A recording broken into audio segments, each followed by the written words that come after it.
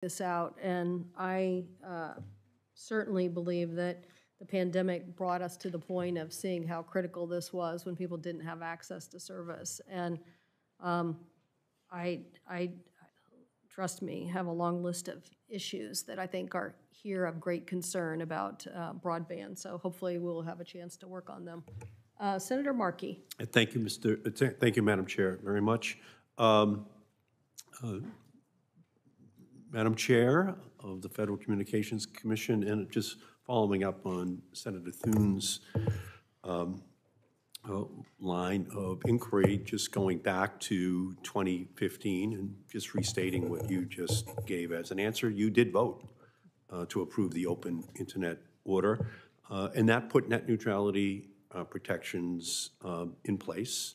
And from my perspective, it properly treated broadband as a telecommunications service under Title II of the Communications Act. And as we know, regrettably, the Trump-era Federal Communications Commission then eliminated the Commission's rightful authority to investigate broadband consumer complaints, promote public safety, close the digital divide. Yet the ongoing pandemic has dramatically increased reliance on the internet. Now more than ever, Americans actually need net neutrality.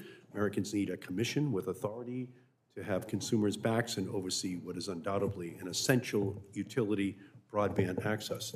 We're all having big discussions here about antitrust in this communications sector. Well, that's what net neutrality is. It's just making sure the smaller upstart companies don't have to hire more lawyers, but hire more engineers, you know, so that they can come up with their new ideas without worrying about being sued by these giant behemoths.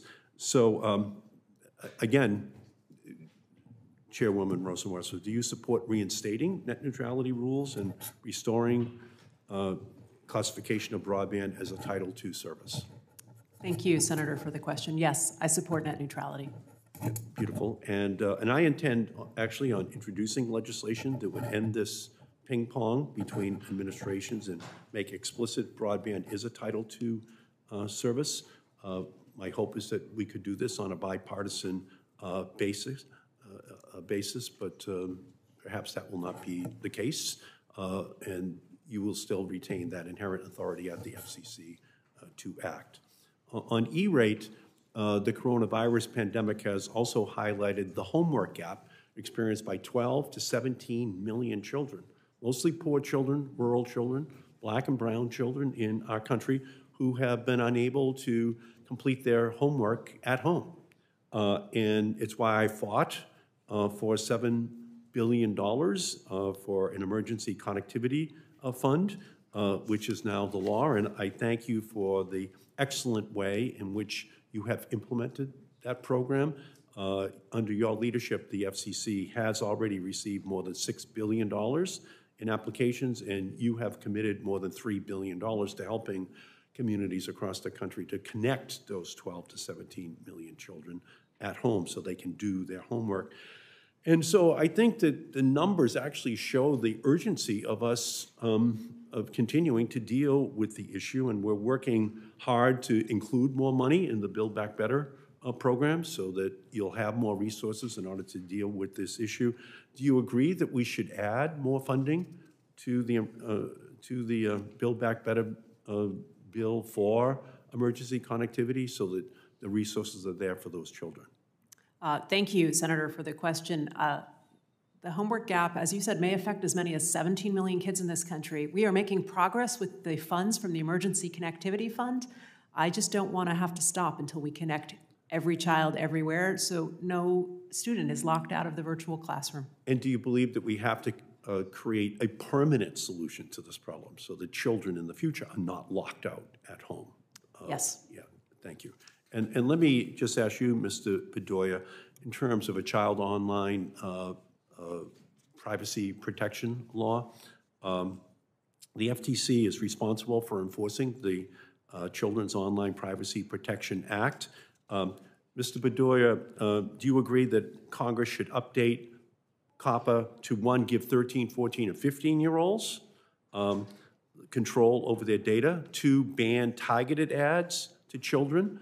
And 3, create an eraser button so that parents can insist that all information collected about their 13, 14, or 15-year-old son or daughter is erased from their data record forever. Mr. Thank you, Senator. I think those are critical updates to the law and very much support them.